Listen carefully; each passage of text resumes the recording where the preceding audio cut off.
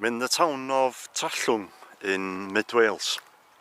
Come to see the grave of Gary Holton, who was a musician and actor.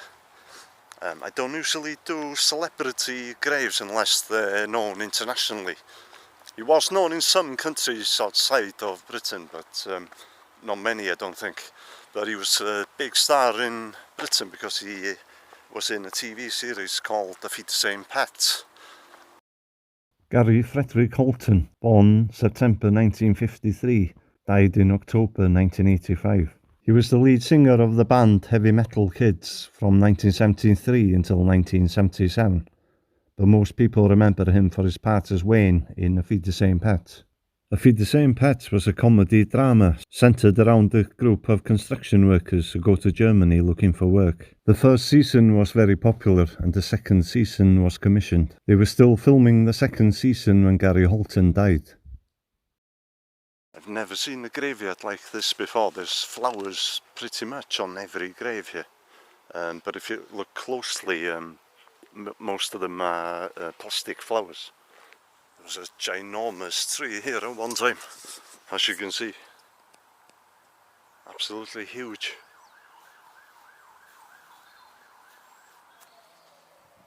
Okay, I was originally going to look for Gary's grave up there, but luckily I checked before coming. It's not there at all. It's in the corner over there. So I was going to have a look. I think most people are surprised when they learn that he's actually buried here. Gary's funeral actually took place in Golders Green Crematorium in London. You may have seen it in one of my previous videos. It was a very short 15-minute service, with his ashes later being buried here in Maes Teg Cemetery, in the grave of his grandparents. Okay, I believe his grave is down here on the first row, after you come up the hill.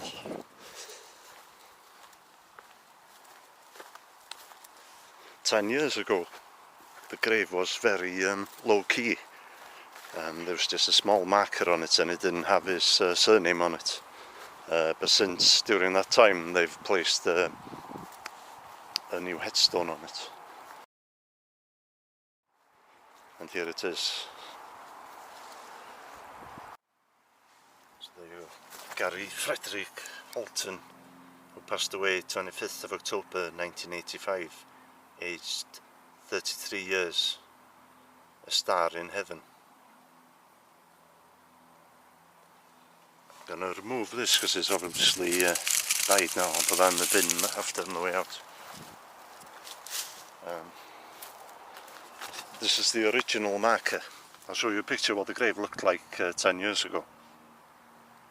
And back then it was just this marker, and it was placed sort of further up there. I just had Mum, Dad, Gary and the star. I think the star refers to, he had to single out, at the time when he died, he had to single out called to catch a star.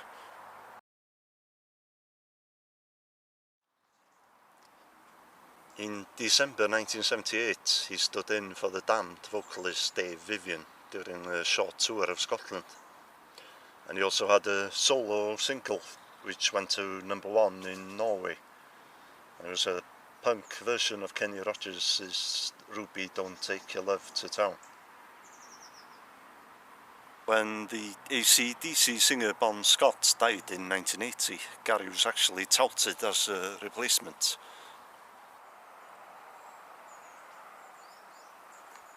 I always thought he was a musician first and an actor second, but apparently acting was his first love, and he was pretty much on the peak of his career when he died. On the morning of 25th of October 1985, Gary's girlfriend woke up and found him dead in bed. He had died of an overdose of morphine combined with alcohol. It's believed he was drinking up to half an hour before he passed away, but the morphine had caused him to pass out within minutes. When Gary Holton died, they were still filming the second series of Auf Wiedersehen Pet. Filming had begun in February 1985, and Gary died in October. Some indoor scenes were yet to be filmed, and they used body doubles for Wayne's character. Gary's grandparents died in the early 70s. I've been unable to find out what their connection is with the town, but presumably they lived in the area.